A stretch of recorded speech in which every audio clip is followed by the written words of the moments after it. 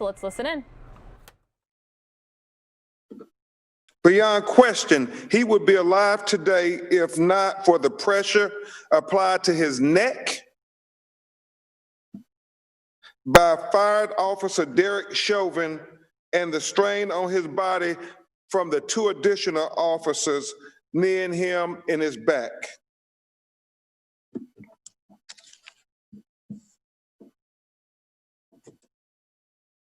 What we know is that George was living, breathing, talking until we see those officers restrain him while he's face down in handcuffs, with Officer Chauvin having his knee lodged into his neck for over 8 minutes, almost 9 minutes, and the other officer having both his knees lodged into his back.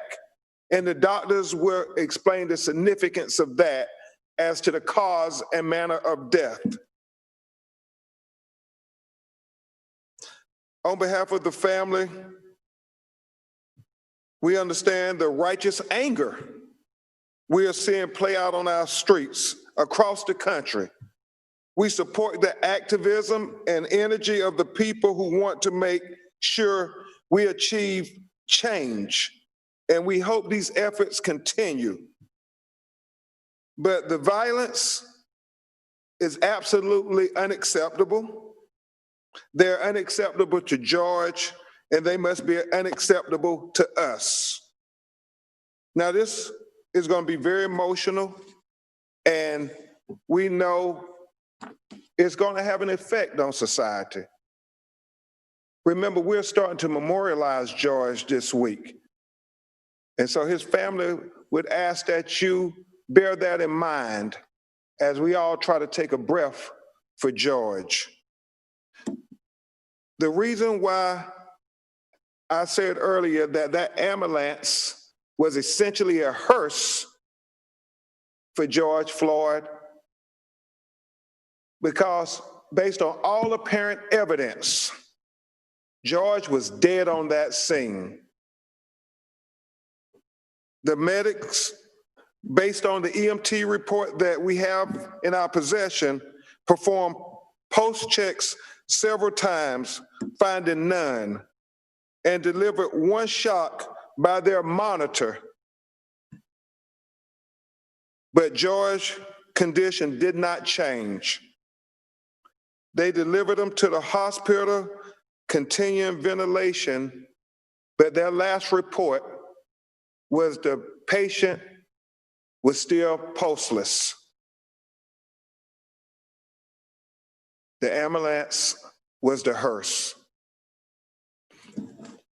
At this time, you will hear from my co-counsel, Attorney Tony Romanucci, who is going to talk about some of the legal culpable aspects of this matter, and then we will get to the findings.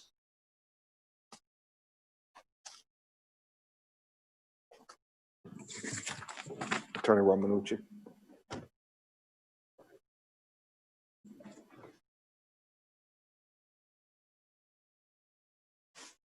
Good afternoon, everybody. Ben, Drs. Wilson and Dr. Baden, thank you very much. And it is my honor to be one of the attorneys representing the family of George Floyd.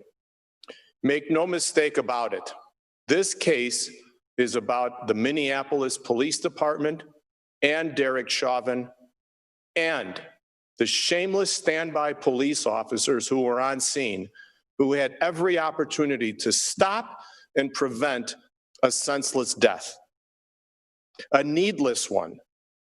They were compliant with with Officer Chauvin, who had his knee on George's neck. This was a brutal and public display of an 8-minute prolonged death. This was the lowest level of human respect and dignity that any community should ever have to endure. What this really was the weight of the Minneapolis Police Department on George's neck. And what you're going to hear from the doctors is that there were two actual physical mechanisms that were in place that caused George Floyd's death. As Ben alluded to, not only was the knee on George's neck a cause of his death, but so was the weight of the other two police officers on his back, who not only prevented blood flow into his brain, but also airflow into his lungs. That makes all of those officers on scene criminally liable and without a doubt civilly responsible. Had the Minnesota Police Department instituted the reforms it promised it would when it came to chokeholds and restraints, George would be alive. That's because the Minnesota Police Department, through its custom practices and policies, failed to train its police officers, failed to discipline police officers like Officer Chauvin, kept them there, kept them on scene, kept them on the police department. The Minneapolis Police Department promised that it would train its police officers on chokeholds and restraints. It promised that back as long as 2013, and it failed to do it. What you see on the video is exactly what happened. Those police officers were the proximate cause of George Floyd's death. And that's what you're going to hear in medical terminology from the doctors who will speak after me. This represents extreme and systemic failures on the part of the Minneapolis Police Departments. Opportunities not only that they had on the day that this happened, but for years and years to eliminate the institutional bias and racism against people of color. George Floyd was pronounced guilty before they even knew what he did. He was a non-violent offender. From what we know, it was a $20 counterfeit bill. And what did we see take place? You saw in action the blue shield. That police officer who stood in front and watched while the other three police officers held him down, he's culpable too. That's the blue shield in action. There was no prevention on anyone's part to save George's life. Sometime tomorrow, you're also going to hear from a brave man, one of the witnesses who was on scene. He's going to speak to you also. He's going to speak to you because he was within feet of what was happening. He watched the public execution unfold because those officers knew that by continuing to restrain and choke, that they could end a life. A grade school child understands the basics that if you continue to choke a human being, that you will end a life. This brave young man will speak to you tomorrow about what he saw, about George, about what he was feeling as he knew he was dying, calling for his mother. Make no mistake, as I said earlier, this is not only about Officer Chauvin and those police officers. This is about the Minneapolis Police Department and its policies. Ladies and gentlemen, this death will not be in vain. There will be permanent and lifelong lasting change as a result of George's death. We will not let that go unescaped. Thank you.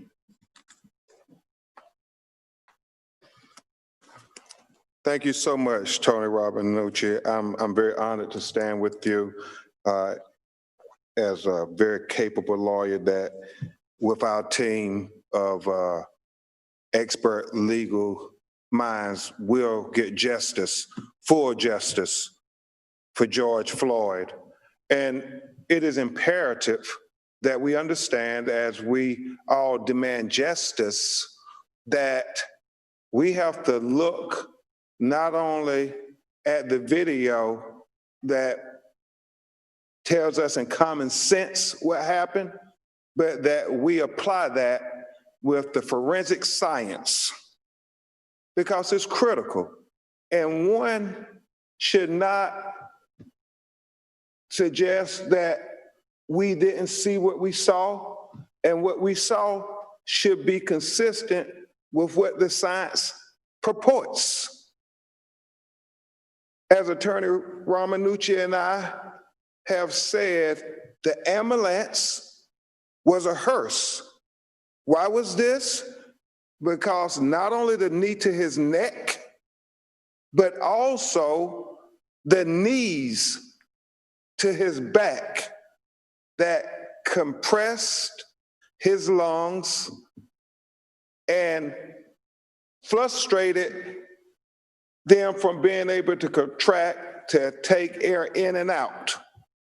So even if there's an opinion that there was no harm to his trachea, that is not conclusive in any way as to what caused his death.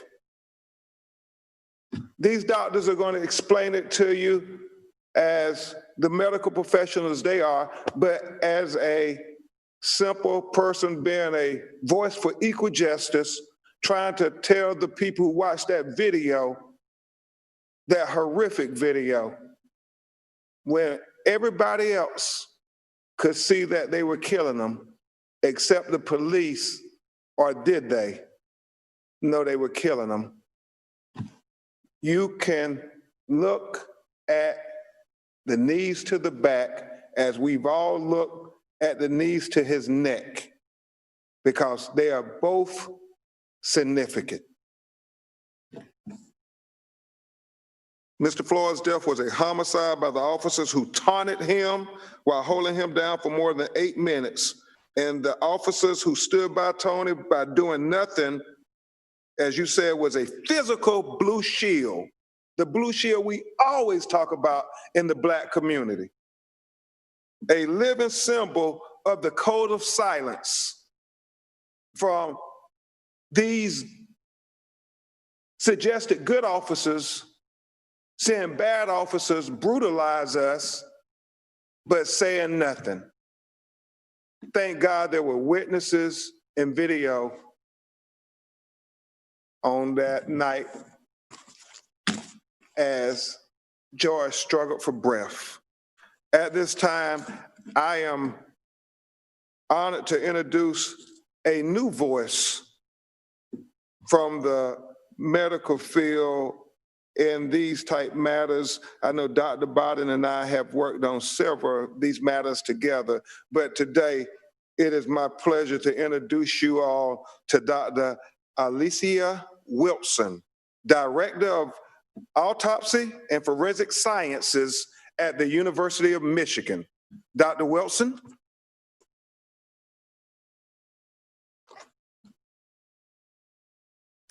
Good afternoon.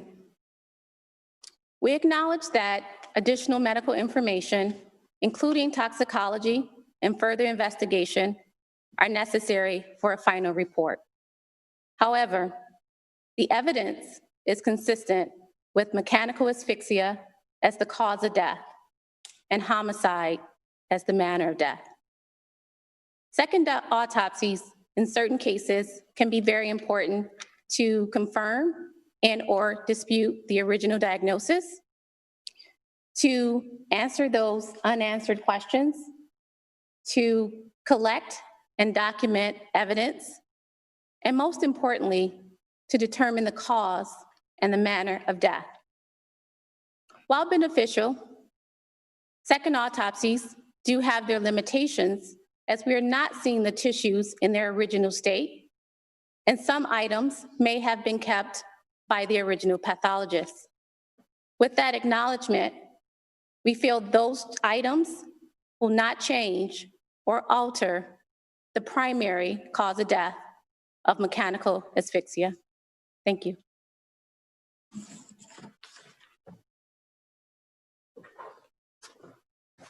Thank you, Dr. Wilson.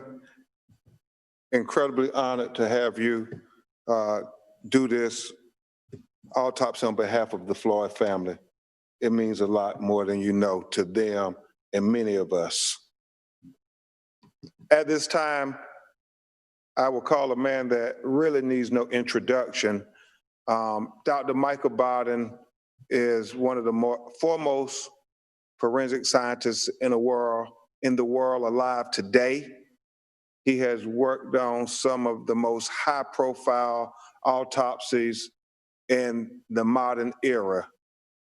He has a background in doing forensic pathology, not only for the police departments, but also for the social justice engineers like myself and Tony. I could go on and on about Dr. Michael Bowden, but I think it best to hear him explain the autopsy and put it in context as only the great Dr. Michael Bowden can. Dr. Bowden. Thank you, Ben. The autopsy shows that Mr. Floyd had no underlying medical problem that caused or contributed to his death. This is confirmed by information provided to Dr. Wilson and myself from the family. He was in good health. The compressive pressure of the neck and back are not seen at autopsy because the pressure has been released by the time the body comes to the medical examiner's office. It can only be seen, serious compressive pressure on the neck and back can only be seen while the pressure is being applied, or when, as in this instance, it is captured on video. And in this instance, we can see after a little bit less than 4 minutes that Mr. Floyd is motionless, lifeless, and when the EMS arrived and put him on the stretcher without any CPR at that time, during the ambulance trip, he did not respond to CPR and did not respond to cardiac shock.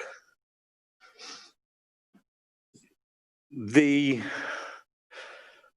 cause of death, in my opinion, is asphyxia due to compression of the neck, which, as Mr.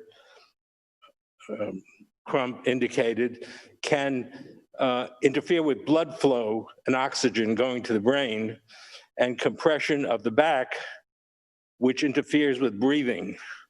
When he said, "I can't breathe," unfortunately, many police are under the impression if you can talk, that means you're breathing.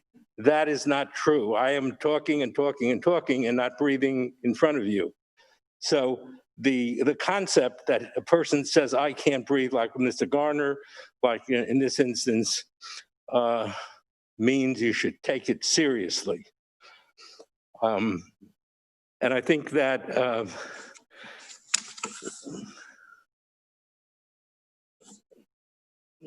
I've finished. Thank you.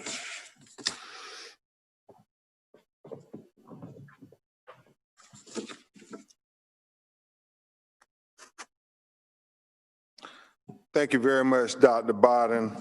And again, to you and Dr. Wilson, on behalf of the George family, they are so very grateful that you performed this autopsy for them.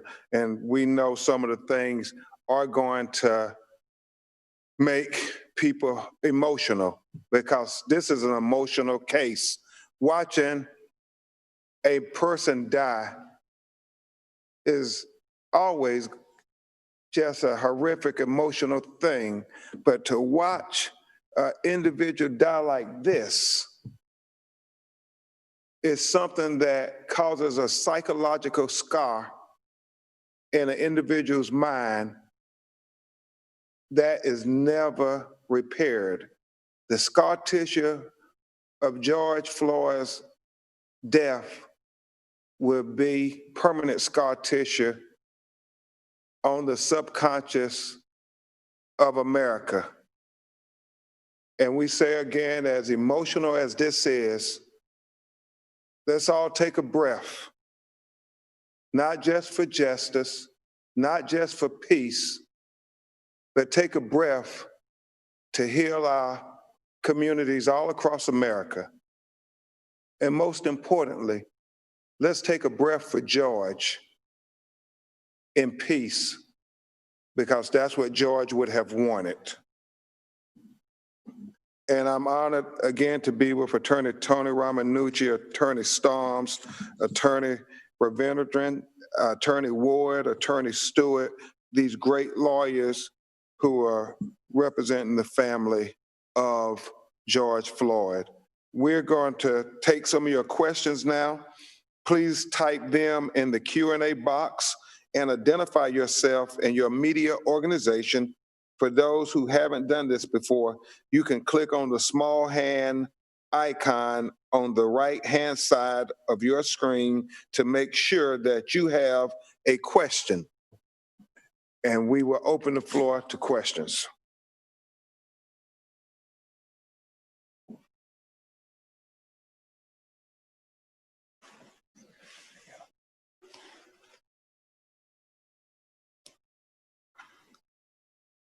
Will you be making copies of the autopsy available? This question's for the doctor.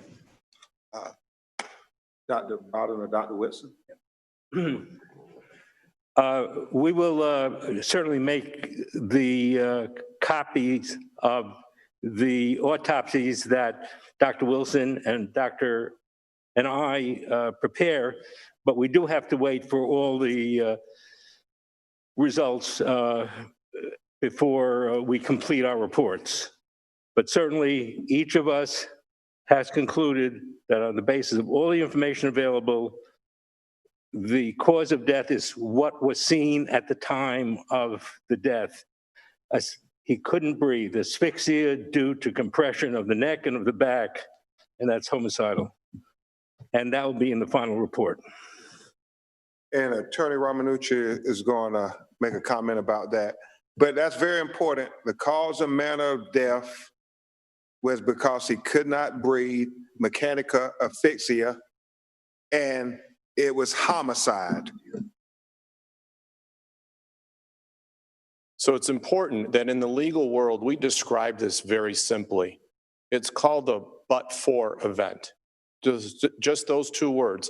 But for the sustained pressure on his neck and on his back, George Floyd would be alive. That's the simple premise here. And that choke and that pressure, which we know is an illegal maneuver, turned into deadly force. So what the officers tried to use as an attempt at non-deadly force turned deadly as they continued to sustain pressure on his neck and back. And that's why this is homicide, because it's death by the hands of another.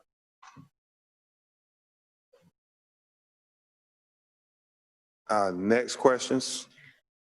Sarah Meerhoff with Forum News Service in the Twin Cities asks if Mr. Crump has a comment on Minnesota Attorney General Keith Ellison taking over of the case from the Hennepin County Attorney's Office. I will report that the family of George Floyd was encouraged that the governor appointed Minnesota Attorney General Keith Ellison to the case because they had great distrust with the Minneapolis Police Department based on the false information they presented in the report on day one that never mentioned anything about a knee on George's neck and George asking for breath saying, "I can't breathe," over and over and over again, with witnesses saying, "You're killing him." And so the family, and I believe Keith Ellison is a welcomed prosecutor to zealously prosecute this case. Now, we don't want to have anybody not continue to be vigilant for the cause of justice. We think Keith Ellison has understood his whole career that we have two justice systems in America, unfortunately, one for Black America and one for white America. And what we must have is equal justice for the United States of America. So the family implores Attorney General Ellison to make equal justice real for Black people in 2020 with getting those officers arrested immediately and charged to the fullest extent of the law, so we can believe that there's one justice system in America based on what we saw in that videotape. Banks asks if any of the funeral arrangements and plans in Houston can be shared at this time. Yes, we will announce that in Minneapolis, there will be a memorial here Thursday at 1 o'clock to 3 o'clock. On Saturday, there will be a memorial service in North Carolina, where he was born, at 1 o'clock to 3 o'clock. And then on Tuesday, June the 9th, the funeral will take place in Houston, Texas at 11 a.m. And on the Monday preceding the funeral, there will be a public viewing that evening. Thank you. Ivan Pereira from ABC News asks, for Dr. Bodden, you previously conducted an independent autopsy of Eric Garner following his death. How does Mr. Floyd's examination compare to Mr. Garner's? Thank you. Yes, I was asked by the family of Eric Gardner to do a second examination, but what is different is the initial autopsy in the New York City Medical Examiner's Office concluded on day one that there was enough evidence to show that he died of asphyxia, because he couldn't breathe because of the compression of his neck and back. And that was immediately put on the death certificate, as opposed to this situation, which is the more common situation, where things are left pending while additional studies are done that will not reflect on the cause of death. It'll reflect on the circumstances of death, but whether he has drugs or alcohol in his body, for example, is not a cause of death. It would be a circumstance of the cause of death. But with Eric Garner, with a video that's still on the internet, a 2-minute video of Eric Garner on the internet, showing him saying, I can't breathe, many times, and that he becomes lifeless as Mr. Floyd dead within 45 seconds. From the moment the 4 police officers touch him until they get away because they know he's lifeless was about 45 seconds. And so there are similarities, and that in that instance, there was a waiting time between the Justice Department and the New York City Police Department without any charges being brought, with no criminal charges being brought against the officer that did most of that compression. And it just goes to show that no matter how much video you have, there are many obstacles in the criminal justice system in this country, especially when it comes to Black people who die while being restrained by white police, unfortunately. And I'm somebody, as mentioned, 50 years I worked with city and state police in New York. And I'm very pro police work in general, but there are more than a few rotten apples that come up in the deaths that occur during police restraints. And that has to be further addressed, and hopefully this will help do that. Thank you, Dr. Bodden. I know Attorney Tony Ramanucci and Attorney Stewart and Attorney Storms echo that sentiment, and that's what we endeavor to do with this case of George Floyd. It is a tipping point case, and the sincere hope is that this case will help change the system, bring needed reform. I have been texted by a news service to ask, what is the recap of our autopsy? And it's simply this. Number one, the knee to the neck and the knees to his back both contributed to him not being able to get breath. And what those officers did there that we see on the video is the cause of his death, not some underlying unknown health condition. George Floyd was a healthy young man. We see in the video he was walking, breathing, he was alive. His cause of death medically was mechanical asphyxiation. The legal determination is homicide. That is it in a nutshell. The officers killed him based on a knee to his neck for almost 9 minutes and 2 knees on his back, compressing his lungs.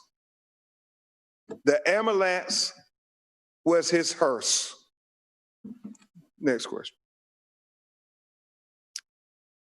From Audra Birch, what charges do you want for the additional 3 officers? Attorney Ramanucci will take that question.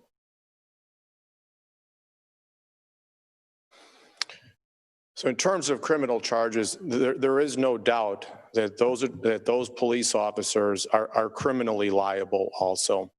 We will leave it up to Attorney General Ellison to be transparent, to be fair, to review the evidence in the totality of the circumstances.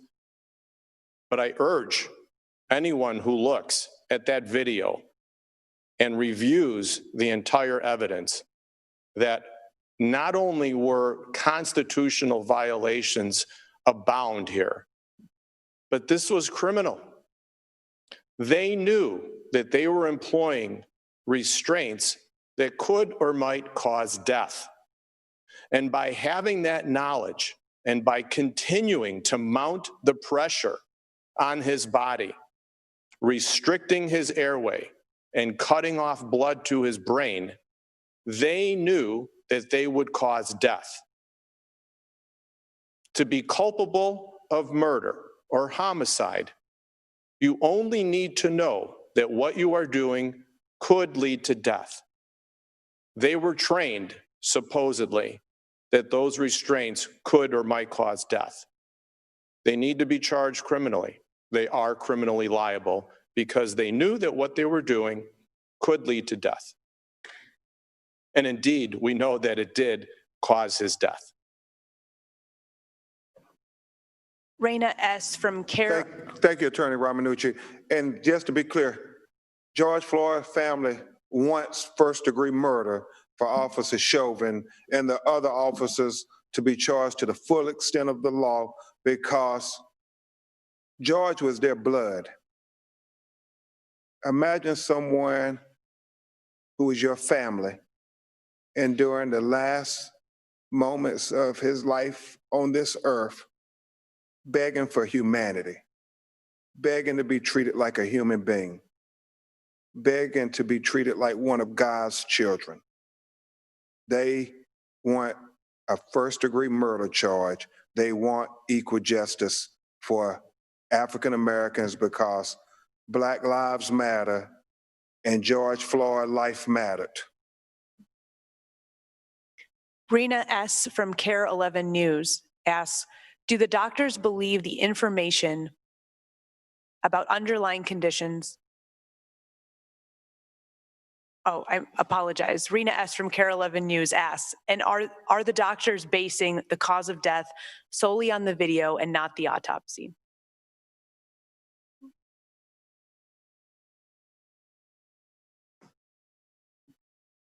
When looking at the case, the entire investigation, including the autopsy, are very important.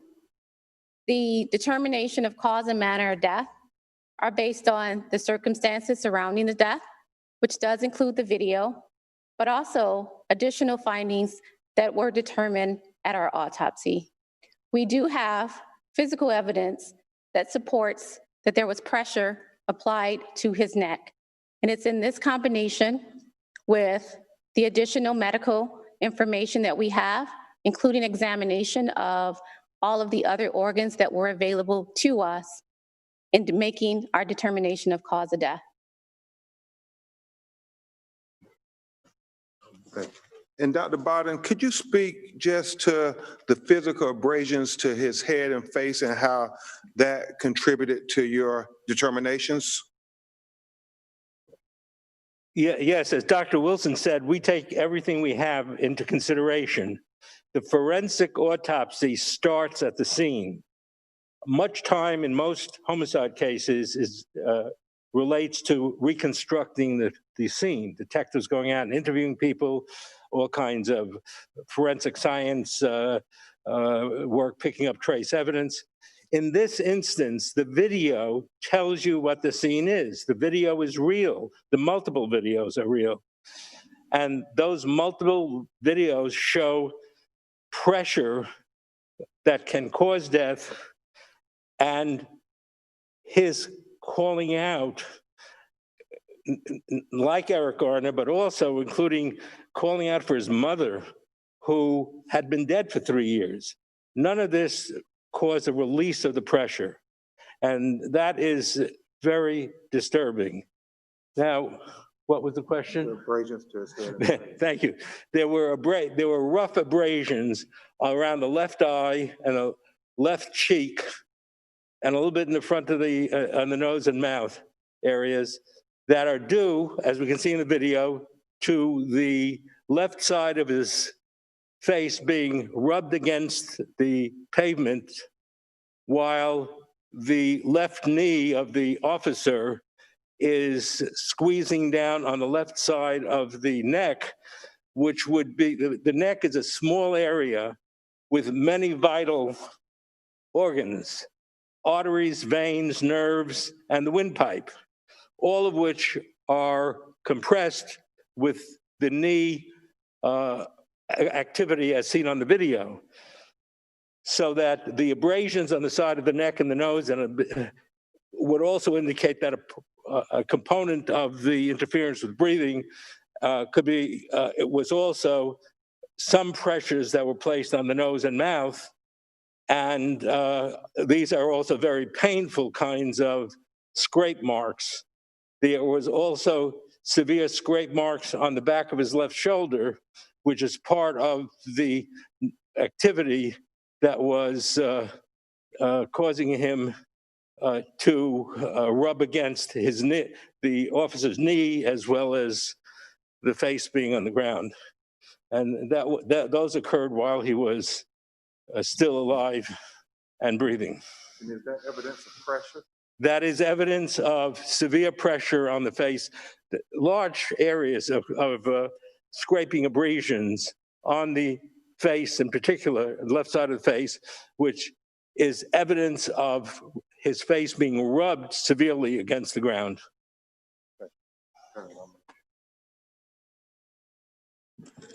What Dr. Baden said is also very important for the prior question of the criminal charges, because what was happening on that video is extremely important, because when the brave young man that you're going to hear from tomorrow was trying to attempt life-saving statements to the police officers, or when George Floyd was calling out that he can't breathe or for his mother, you could see, at least from one of the angles, the first angle that was released, that Officer Chauvin was readjusting his knee in order to further compress that tight area of the neck. That is an expression of knowledge.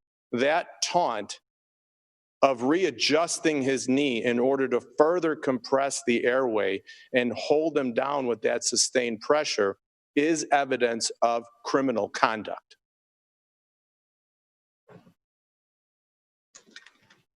Liz Navratil from the Star Tribune asks the doctors if your autopsy found any evidence of the heart disease or other underlying conditions.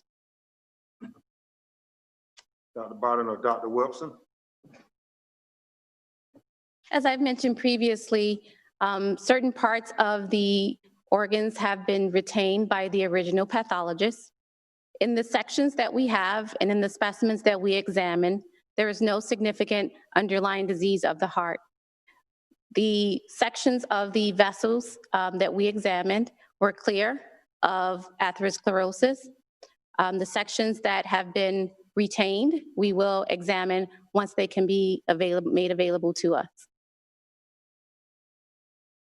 Yes. Thank you for clarifying that. I'd just like to add on in my coronavirus susceptible age group that I wish I had the same coronary arteries that Mr. Floyd had that we saw at the autopsy. Thank you for putting that in context for us, Dr. Barton. Yamichi at PBS NewsHour asks, can the doctors determine at this time how long it took Mr. Floyd to die? Yeah, I counted the video from the time the video started, which was a few seconds apparently after Mr. Floyd was pushed on the ground and the knee put on the neck. Counts about 3 minutes and 50 seconds between the time he's on the ground and the time he becomes motionless, at a time when the passers-by, the persons, the civilians who were watching and photographing, yelled out that he was dying, that he was lifeless, that he should be permitted to get up, that he's dying, that he's going to be dead. From the moment 3 minutes and plus seconds, he was motionless. He had no evidence of breathing, of struggling, and remained that way for another 4 or 5 minutes with the knee on his neck until the EMS people arrived and found he had no pulse, he had a cardiac arrest. They tried CPR, they tried shock to the heart, nothing worked, and he did not recover. In my opinion, he died. He was dead after about 4 or 5 minutes. He was pronounced dead sometime later when he gets to a hospital. A person's alive in this country until a proper physician, usually a physician, pronounces him dead. But he appears to be dead before the EMT people get there, certainly. And it's important to note the two EMT, I'm sorry. It's important to note that the two EMT members, once they got to the scene, they had Lucas' device working on an unresponsive, pulseless male. They concluded in the ambulance, they performed pulse checks several times, finding none, and delivered one shock by their monitor. The patient's condition did not change. He remained unresponsive and pulseless. And that's why I said the ambulance that we see arrive on the scene was George Wilson's hearse. I'm sorry, the ambulance that we see arrive on the scene was George Floyd's hearse. Question from Andrew Tangle from the Wall Street Journal. Do the medical examiner's results differ in professional opinion from the county medical examiner, or is that information you don't have yet?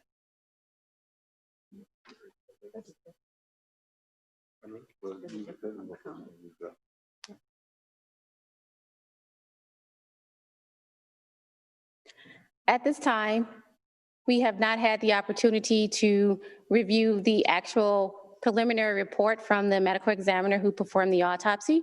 We have seen accounts from the complaint, and based on that, yes, our findings do differ. Some of the information I read from that complaint state that there was no evidence of traumatic asphyxia. This is the point in which we do disagree, that there is evidence in this case of mechanical or traumatic asphyxia. Thank you, Dr. Wilson, for explaining that. Next question. Oh, Dr. Bobby. Okay. If you could speak louder with the questions.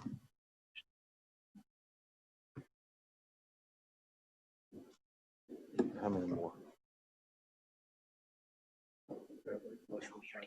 Okay. So we have 5 minutes left. There are no further questions. Okay. Thank you all. We will continue to keep you informed as we continue to move forward to getting justice for George Floyd. Thank you and God bless. And let's remember to take a breath, America. Let's take a breath for George. Let's take a breath for peace. Let's take a breath for justice. And let's take a breath to heal our country. Thank you. All right.